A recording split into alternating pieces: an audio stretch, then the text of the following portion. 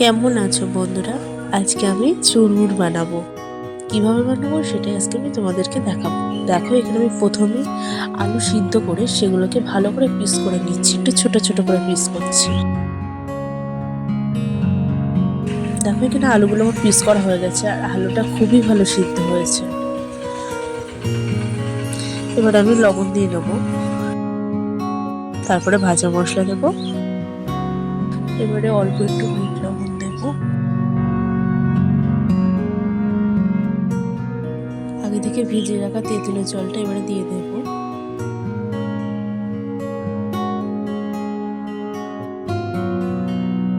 এবারে অল্প করে লঙ্কার গুঁড়ো,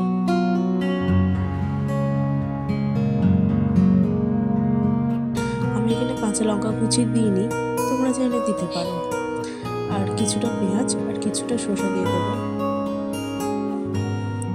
এবারে বাদাম দেবো।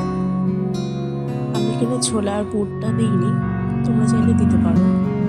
এবারে আমি ফুচকাটাকে ভালো করে ভেঙে দিয়ে দেবো, এবার ভালো করে মিশিয়ে নেবো। দেখো, এখানে আমার চুরমুরটা তৈরি হয়ে গেছে। দেখেছো দেখতে কত সুন্দর হয়েছে, খেতেও খুবই সুন্দর হয়েছিল।